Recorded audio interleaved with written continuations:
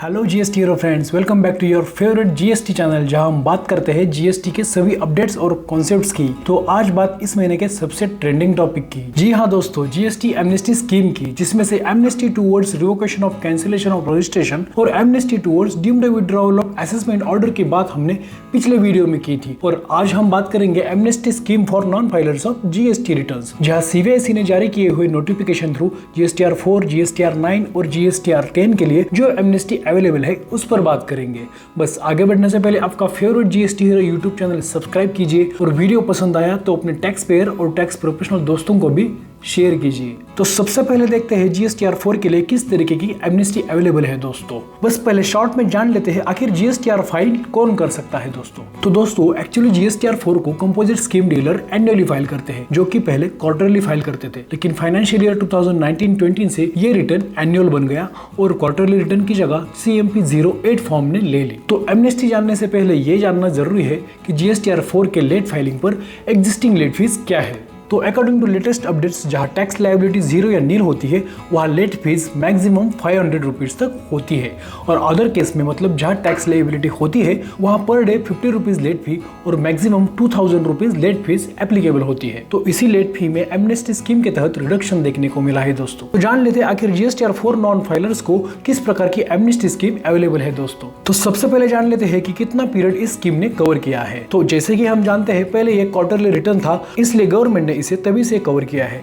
जैसे कि quarters from July 2017 to मार्च 2019 और फाइनेंशियल ईयर 2019-20, 2020-21, 2021 और 22 ये फाइनेंशियल ईयर्स भी इसमें कवर हो चुके हैं दोस्तों। मतलब इस पीरियड का जो भी जीएसटीआर 4 पेंडिंग है उसके लिए एमनेस्टी स्कीम अवेलेबल है आपके लिए, और ये amnesty reduction in late fees के फॉर्म में अवेलेबल है दोस्तों। जैसे कि जहां टैक्स लायबिलिटी 0 है उस केस में लेट फीस को पूरी तरीके से माफी दी गई है दोस्तों, और वहां आपको कोई भी लेट फी नहीं पे करनी है, जो कि पहले 500 रुपीज थी, और अदर केस में आपको सिर्फ 500 रुपीज लेट फीस भरनी पड़ेगी, जो कि पहले 2000 रुपीज लेट फी होती थी। बस आपको लेट फीस के साथ वैलिड रिटर्न 1 अप्रैल 2023 से 30 जून 2023 तक भरना पड़ेगा। इसके बाद माफी मिली है जीएसटीआर 9 में, जो कि सभी टैक्स पेयर्स एनुअली फाइल करते हैं except composition scheme dealers, casual taxable person, input service distributors, non resident taxable persons और पर्संस पेइंग टीडीएस। तो इस केस में भी एमनेस्टी जानने से पहले उसकी एग्जिस्टिंग लेट फीस जानना बहुत इंपॉर्टेंट है। तो जीएसटीआर 9 के लेट फाइलिंग पर टैक्स पेयर के एनुअल एग्रीगेट टर्नओवर के बेसिस पर लेट फीस एप्लीकेबल है दोस्तों। जैसे कि जिनका टर्नओवर 5 करोड़ तक है उन्हें 50 rupees per day late fee applicable है, और उसकी मैक्सिमम रेंज है 0.4% ऑफ एनुअल एग्रीगेट टर्नओवर। फिर जिनका टर्नओवर 5 करोड़ से 20 करोड़ तक है उनके लिए 100 rupees per day late fee applicable है, और उसकी भी मैक्सिमम रेंज है 0.4% ऑफ एनुअल एग्रीगेट टर्नओवर। फिर सबसे लास्ट आते हैं जिनका टर्नओवर 20 करोड़ से ऊपर है, उन्हें 200 rupees per day late fee applicable है दोस्तों, और उनकी मैक्सिमम रेंज है 0.5% ऑफ एनुअल एग्रीगेट टर्नओवर। तो अब ये जानना काफी इंटरेस्टिंग है कि जीएसटीआर 9 की लेट फाइलिंग पर क्या एमनेस्टी अवेलेबल है दोस्तों। तो दोस्तों यहाँ भी गवर्नमेंट ने 2017-80, 18-90, 2019-20, 2020-21, 2022 और 22 फाइनेंशियल ईयर्स कवर किए हैं, और इस पीरियड के जीएसटीआर 9 के लेट फीस में काफी हद तक रिडक्शन किया है। तो एज पर amnesty scheme GSTR 9 non filers को मैक्सिमम 20,000 रुपीज तक लेट फीस पे करनी पड़ेगी, जिसमें से 10,000 CGST की और 10,000 SGST की होगी, और ये स्कीम भी सिर्फ 1 अप्रैल 2023 से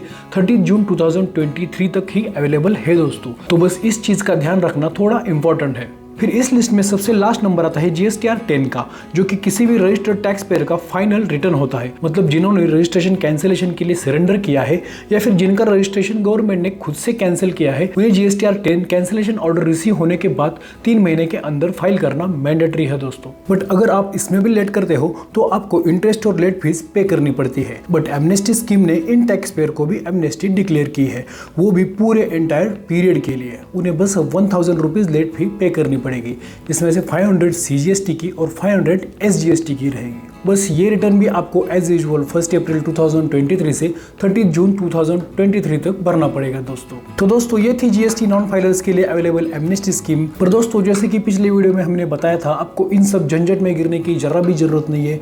बस आपको इसके लिए जीएसटी हीरो के GSTR filing, invoicing, ITC reconciliation जैसे सॉफ्टवेयर्स यूज करने पड़ेंगे, जो आपके जीएसटी कॉम्प्लायंस को बनाते हैं 100% एक्यूरेट। तो दोस्तों ऐसे शुभ कामों के लिए देर किस बात की, जल्दी से स्क्रीन पर दिख रहे डिटेल्स थ्रू हमें कॉन्टेक्ट कीजिए और हमारे सॉफ्टवेयर का डेमो देखिए। गारंटेड आपको हमारी सर्विसेज पसंद आएगी और आप रह पाओगे बिल्कुल 100% टेंशन फ्री। तो चलिए दोस्तों, रोकने का वक्त आ गया। आज के लिए बस इतना ही। वीडियो पसंद आया होगा तो लाइक कीजिए और अपने टैक्स पेयर और टैक्स प्रोफेशनल दोस्तों को भी शेयर कीजिए। मिलते हैं दोबारा जल्दी कुछ खास कंटेंट लेकर। तब तक आप आराम कीजिए, अपनों का, अपने बिजनेस का ख्याल रखिए। बाकी जिम्मेदारी जीएसटी हीरो पर छोड़ दीजिए। शुक्रिया।